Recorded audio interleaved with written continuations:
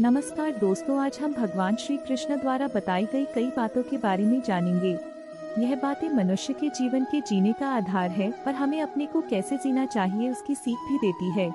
आइए जानते हैं भगवान श्री कृष्ण द्वारा बताई गई उन बातों के बारे में। आज हम इस वीडियो के माध्यम से जानेंगे जिससे आपको जीवन में सीख मिलेगी। गीता में श्री कृष्ण कहते हैं, केवल डरपोक और कमजोर लोग ही चीजों को भाग्य पर छोड़ते हैं, लेकिन जो मजबूत और खुद पर भरोसा करने वाले होते हैं कभी भी नियति या भाग्य पर निर्भर नहीं रहते हैं। किसी दूसरे के जीवन के साथ पूर्ण रूप से जीने जो मन को नियंत्रित नहीं करते, उनके लिए वे शत्रु के समान कार्य करता है। वे जो इस ज्ञान में विश्वास नहीं रखते, मुझे प्राप्त किए बिना जन्म और मृत्यु के चक्र का अनुगमन करते हैं। श्री कृष्ण का कहना है कि मुश्किलें केवल बेहतरीन लोगों के हिस्से में आती है, क्योंकि वही लोग उसे बेहतरीन तरीके से अंजाम देने की ताकत रखते हैं। जो सरलता से मिलता रहे उसका महत्व नहीं रह जाता। अक्सर खो देने के बाद समय, व्यक्ति और संबंध के मूल्य का आभास होता है। श्री कृष्ण कहते हैं, शरीर नश्वर है पर आत्मा अमर है। यह तथ्य जानने पर भी व्यक्ति अपने इस नश्वर शरीर पर घमंड करता है, जो कि बेकार है। शरीर पर घमंड करने की बजाय मनुष्य को सत्य स्वीकार करना चाहिए। अपना अहंकार त्याग दें। आनंद मनुष्य के भीतर ही निवास करता है, परंतु मनुष्य उसे स्त्री में, घर में और बाहरी सुखों में खोज रहा है। श्री कृष्ण कहते हैं कि भगवान उपासना केवल शरीर से ही नहीं बल्कि मन से करनी चाहिए। भगवान का वंदन उन्हें प्रेम बंधन में बांधता है।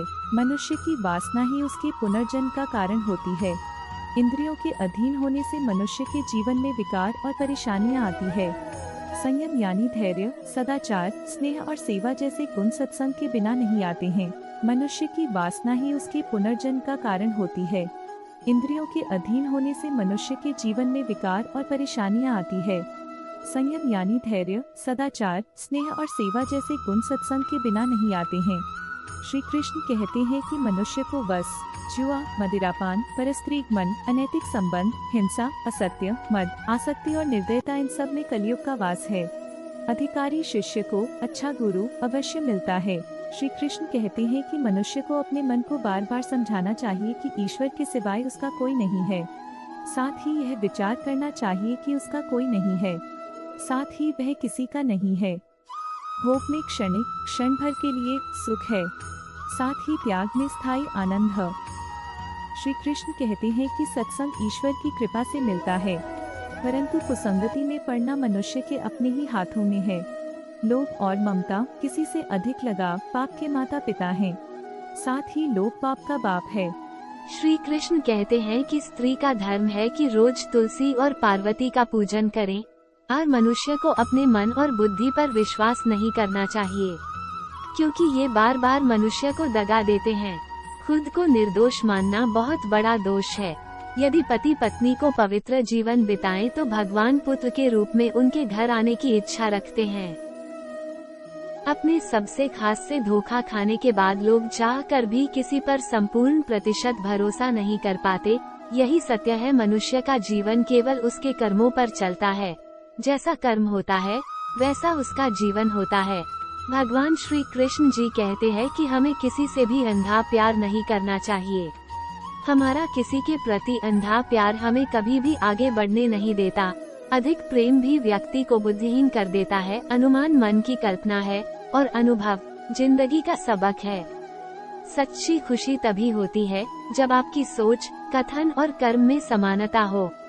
जीवन में कभी निराश नहीं होना चाहिए। जैसे तेल समाप्त हो जाने पर दीपक बुझ जाता है, उसी प्रकार कर्म के क्षीण हो जाने पर भाग्य भी नष्ट हो जाता है। मौन सबसे अच्छा उत्तर है किसी ऐसे व्यक्ति के लिए जो आपके शब्दों को महत्व नहीं देता। मनुष्य जन्म लेता है तो उसके पास सांसें तो होती हैं, पर कोई नाम नहीं होता। जब मृत्यु होती है तो उसके पास नाम तो होता है, पर सांसें नहीं होती। इसी सांस और नाम के बीच की यात्रा को जीवन कहते हैं। न किसी के अभाव में जियो, न किसी के प्रभाव में जियो। ये जिंदगी है आपकी, अपने स्वभाव में जियो। क्रोध से भ्रम पैदा होता है, भ्रम से बुद्धि व्यग्र होती है। जब बुद्धि व्यग्र होती है तब तर्क नष्ट हो जाता है। जब तर्क नष्ट होता है तब व्यक्ति का पतन हो जाता है। एक उपहार तभी अच्छी और पवित्र लगता है जब वो दिल से किसी सही व्यक्ति को सही समय और सही जगह पर दिया जाए। और जब उपहार देने वाला व्यक्ति दिल उस उपहार के बदले कुछ पाने का उम्मीद न रखता हो, भगवान या परमात्मा की शांति उनके साथ होती है, जिसके मन और आत्मा में एकता हो, जो इच्छा और क्रोध से मुक्त हो, जो अपने खुद के आत्मा को सही मायने में जानता हो। आशा करती हूँ आपको वीडियो पसंद आई होगी और आप मेरे चैनल पर नए हैं तो चैनल को सब्सक्राइब करें। धन्यवाद।